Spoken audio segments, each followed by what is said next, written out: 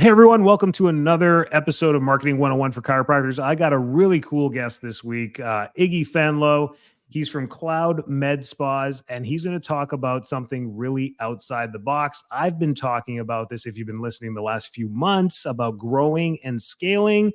This is what we're talking about when we talk about scaling. Scaling is a completely different lateral that can be within your business that can bring in passive income without you needing to hire and manage more people. This is what scaling is. Growing is you need to hire more people because you're growing. You need more help. So this is what you need to know as an entrepreneur. Iggy, thank you so much for being on the show. Tell us about yourself, where you're from, what you do. Sure. Thanks a lot for having me first, Dr. Enrico. I really appreciate it. I'm here in Lexington, Massachusetts, just outside of Boston. And I've lived all over the world, but this is home base now. And the company I'm working on is Cloud MedSpawns. The best way to think about it in one sentence is we take unused or underutilized medically appropriate space and let you monetize it, turn it into money. So whether it's existing space, new space, we can get you to a place typically under 10% utilization and you're break even. So you don't need to get it half full. You get it 5-10% full, and you're off to the races.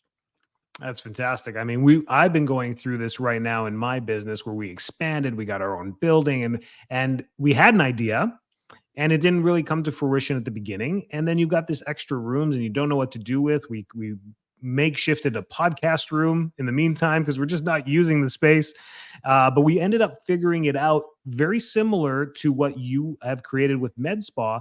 I think different words mean different things to people. So we went the primary care way and we got nurses, but it overlaps with what you're offering. And I think it's super exciting because for me as a busy father, speaker, entrepreneur, chiropractor, CEO, I don't have time to figure this stuff all out. So if you can find an Iggy in your life that's like, listen, just leave it to me. I'm going to tell you exactly what to do. We got all the resources in the background. This becomes a really cool opportunity. So tell us about the origin of Cloud MedSpawns. How did this come to fruition? Yeah, I've done a variety of startups, some very successful, some not so much. But this one came about with my neighbors. We were watching the Oscars. And it was an anniversary show. So they were showing a lot of clips back from 75, 50, 25 years ago. Beckham, the first metrosexual. And people were making comments about hair and skin and teeth. And it just jumped off the page to me that what the world, and I'm not just talking about Hollywood, but clearly what the world had expected in terms of people's appearance was just a one-way train to a higher and higher and higher bar. And then just shortly thereafter, I was, milling around the party and I noticed a young adult taking some selfies with the spread out there. And I said, oh my God, look at that. This generation, 20, 30 years younger than me, is taking hundreds of photos of themselves a year. And that is just going to put a lot of scrutiny on themselves, both personally and their friend group. And it's just going to make it higher and higher and higher. In fact, to the point that a Botox or a neurotoxin treatment 20 years ago, the average age was in the early 50s. Today, it's in the early to mid 30s. Mm-hmm. So anyway, so I said, let me do some research. Is it hair? Is it teeth? Is it aesthetics? And sure enough, I saw this thing in the Bureau of Labor Statistics that showed that as of 2018, more than 90% of hair salons did not have employees. And I was like, isn't that odd? And sure enough, as I dug in, talked to people, did more research, what I found is that when someone goes into a hair salon, they're not really going into the salon. They're going to a place to see their stylist. In fact, stylists jump around all the time. And I said, wow, that's an interesting dynamic. And I could see why these salons switched over to the rental model because they're spending the marketing dollars to get clients in. They're not really theirs. They're somebody else's. So that's a fool's game. You're going to end up dying that on the hill. It'll be a Sisyphean task. And so I said, can that apply elsewhere? And sure enough, medical aesthetics had the exact same customer dynamic.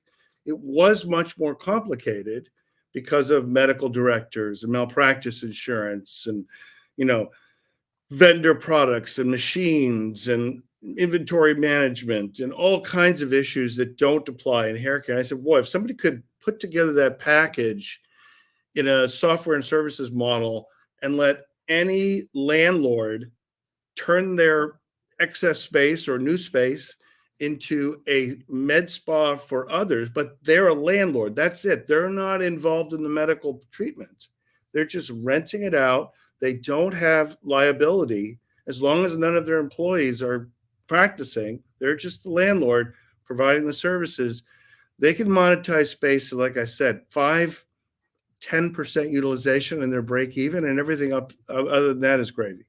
Yeah, and I think chiropractors fall into that patient loyalty as well when they're not Mm. coming to the office. And like me in a multi-doctor office, there is loyalty. They want to see, doc, I just want to see you. Yeah. So there is that, which is hindering in some points because you hire all these employees. Like, well, the point of them is so that I don't have to see all the patients, and but they do end up liking you. So we have. So if you're listening, you're probably like, this does work the same way.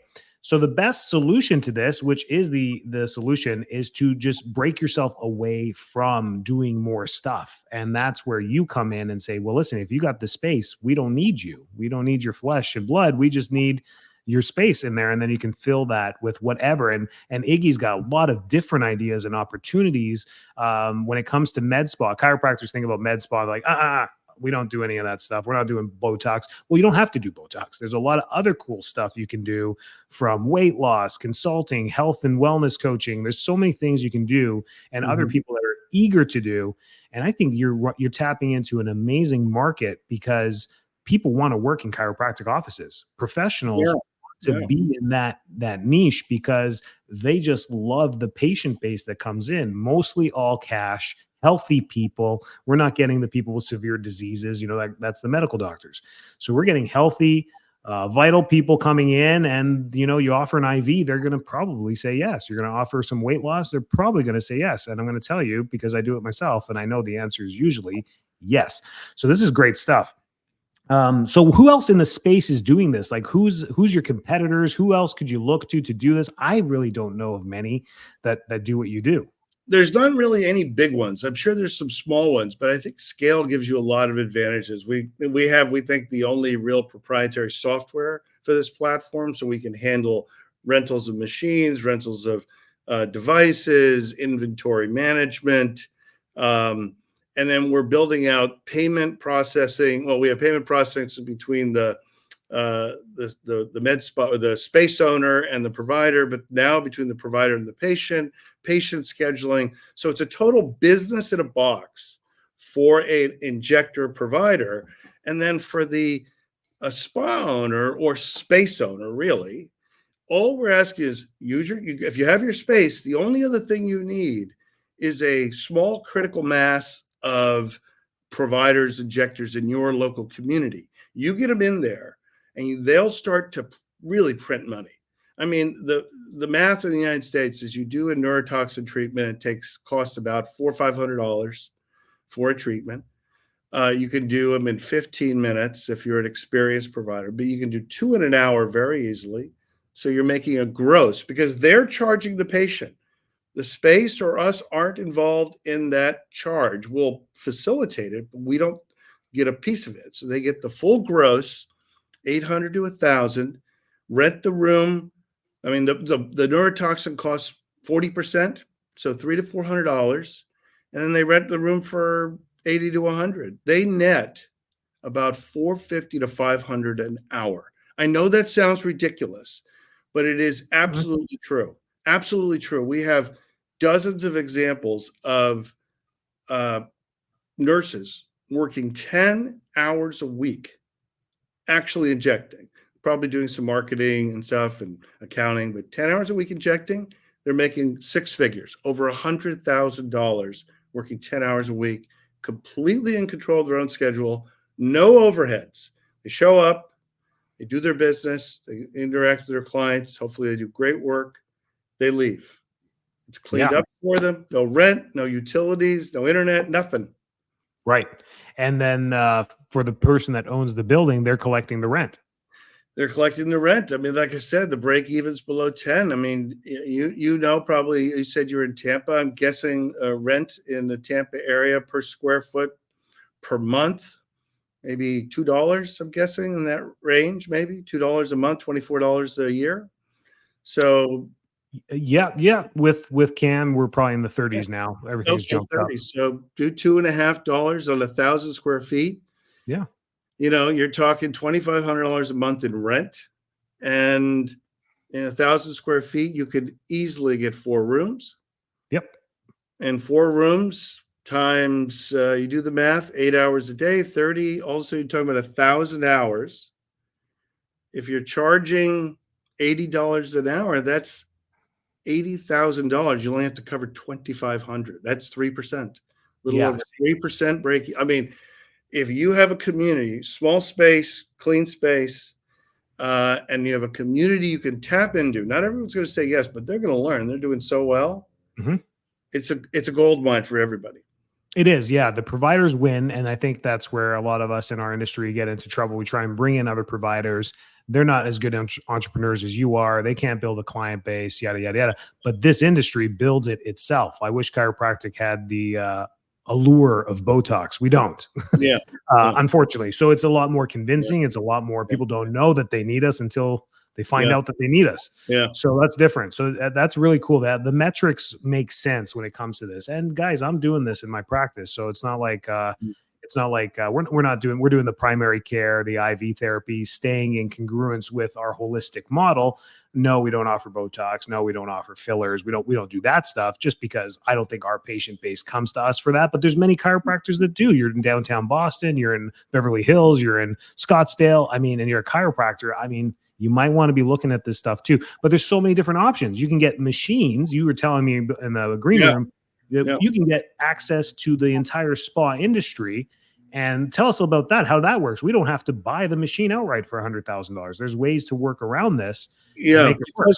because of our scale and our relationships with vendors, we're able to get almost any modality, any type of machine, intense pulse light, body sculpting, microneedling, anything you really like, laser hair removal for some kind of subscription model. It tends to be between 2 and 3,000 a month is the general number. But that way, you know, you take it for 60 days, and then after that, it's a monthly. You take the first 2 months to try it out, and then it's on a monthly basis. And if it's not working, you just return the machine. You don't Yeah. have a long-term commitment, either lease or loan or anything like that. It's the way to go. It's try before you buy. If you want to buy in the end, or you can just keep leasing. It's whatever you Right. want. And by the way, I Machine was going to breaks. say to you, if you've got nurses in doing IV, I bet some would be interested in the ability to add neurotoxins. And I like to throw in a plug for Dysport with Galderma and Xamin with MERS. You know, Mhm. fantastic neurotoxins as well, and fillers. I think if they had the kind of price points we can give them, and that they've got the room and they've got their training, I think there might be something there. But anyway, I don't want to push it too much. I'm No, overselling. no, no. Hey, we'll talk after. No, absolutely. I'm always listening. Yeah, I'm not a shutdown type person, and that's you got to be. You have to know have your pulse on everything out there. yeah. So that's great too. So where are you seeing the most success so far with the? I think you've got over a dozen clinics doing this. Where are you seeing the greatest success come from? Yeah, yeah. So it's probably like life, Dr. Enrico. It's if you put in the work. So we've got it's like any platform. We've got 13, 14 third-party locations as well as our two own. And where you put in the elbow grease, you know, we have a couple folks in the Boston area. They put in the marketing dollars, they put in the time, they speak to the providers. They've got dozens of providers. A fellow in Chicago just opened less than 60 days ago. And he is a dynamo. He's spoken to 300 providers. He got 30 to show up, 10 have signed up, and they're starting to pay. And he's only got a couple of rooms. He's already, for those couple of rooms, he should be in the black. It's crazy. Yeah. And then some people, on the other hand, you know, they're not quite putting in the effort, the elbow grease to say, I got to go out into the community. I got to do open houses. I got to get vendors in here to do trainings. I've got to get uh, uh, some social media marketing going to get the thing started, or tap into my friend group that maybe some are in the aesthetic community. And that's how you really, because once you get, we found in Boston now, we're at 70, 65, 70 providers. We get an additional 6 to 8, 10 every month. And we don't do a lick of marketing because it's just referrals. People are just coming in because they're hearing about, hey, you can make $250 an hour. This is nuts. How do I do that? And they're like, I want to find out about that. Yeah. Yeah, absolutely. People pay for this. It's great stuff. So that's great. So you're building success. We contact you. I'll have all your contact information and the handles afterwards so people can reach you and ask more questions. For anyone listening, I mean, what do you think their call is? I mean, how would you fit ideally into a doctor's office right now? From my perspective, how do I know I'm ready for something like this, or to look at something like this and maybe dive into it? Well, if you've got excess space, and I'm going to say it's medically appropriate, it doesn't have to be fancy or anything like that. It doesn't have to, but I wouldn't do it in a warehouse or a garage, let's say. Right. And I think, some doctors might say, oh, I don't want the two groups mixing. So if there's some way you don't have to separate it physically, but, at least psychologically it's separate. So there's different things going on and people are leasing it and renting it separately, because when you go to a doctor's office anyway, you get down a hall and there's 6 or 8 rooms, right? And you don't really, as long as the people in there are health professionals, and these people are behaving in a professional way, you don't know if they're getting a neurotoxin injection or a health checkup or acupuncture or massage or anything that we do in our offices. Yeah. The door's closed. They're having their consultation, and the chairs are very similar. They're probably a little bit more on the aesthetic side, a little nicer. But you need the only other thing you need is a medical waste, which you might have anyway, is to throw needles in. Right. You don't need a sink in the room. And we would provide everything else.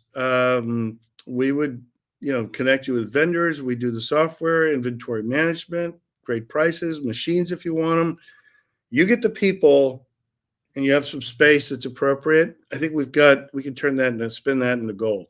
Great. Iggy solves the infrastructure that many of you are probably now scratching your head. You're like, well, hang on a second. I got like seven questions, and I know what those questions are. Yes, he provides the medical director that oversees any of these procedures that you don't have to worry about. The person that you hire that takes over the space is going to work directly with that medical provider. So that is all kosher in the state that you're at. It's going to follow all guidelines. And then he gives you the access to all the supplies. I keep saying you don't have to do anything. The nurse practitioner, whoever rents the room, will have access to all the supplies available that they need. And because of the volume that they do, they get them at a great price, which increases the profit margin, which then keeps the provider happy, which then they're more than happy to pay you the rent. Yeah. I hope I summed it all up.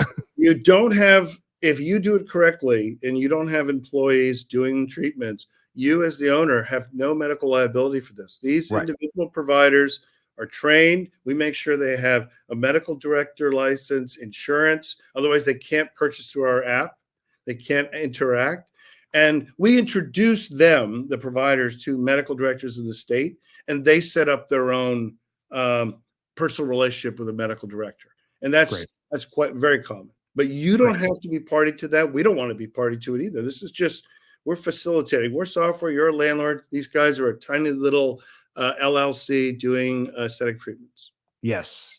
And don't worry if you own your building or you currently lease it. If you have extra space, you are allowed to sublease, because you are going to be co-interprofessionals in that space, but the business structure is going to be completely different. You run your own LLC, and every provider that comes in and rents a room will have their own LLC and umbrella policy under themselves. Your malpractice insurance won't care what they're doing because it's under their room space. So I know those are the top 3 things I'm going to be asked after this by all the chiropractors. From a HIPAA perspective, you don't even know the patient's name. No, they have their own software. Yeah.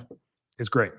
But you do share the space. So there is a interprofessional relationship, which I Yeah. think is great because there's cross referrals. There's a lot of things that can happen Bingo. from that. So Bingo. that's why we brought in these fantastic primary care providers because they have a following. I mean, they're bringing a ton of patients to the office that are going to be like, I can just do chiropractic here. This is amazing. So it's just such a great system that works. Iggy, this is fantastic. I'll Yeah. make sure. Where can they find you? How do they get a hold of you? I just wanted to mention one last thing Yeah, about keep going. weight loss drugs. So we're Right. going to be getting in the next couple of weeks with semaglutide, tirzepatide, the ability for any one of your listeners, and this is not a medical treatment. This is just lead generation. So you'll be able to find your friends, relations, customers, patients, whatever. And you will be able to get a lead referral every single month that they're signed up of roughly $100 a month per person. That is a passive income stream. You have 30, 40 people that do this, you're talking 50 grand a year in Wow. referral fees that continue because this is like a drug that goes on forever. Anyway, people can find me sales at cloudmedspas.com or info at cloudmedspas.com. I'll also give my cell phone. I love talking to customers. I really do, because I learn almost every single conversation I have. I learn something about our business that could be better. And Great. that's my cell is 415-613-2640. 415-613-2640. And yes, that's a Bay Area number. I loved living there for 18 years. Awesome. I'll put that all in the info for the podcast as well. Thanks for having me. Thanks for your time. This was Yeah, great. This is refreshing. It's things outside the box. I think our group is really going to love it. And then we'll stay in touch. sounds great. Thanks a lot for your time today. Of course.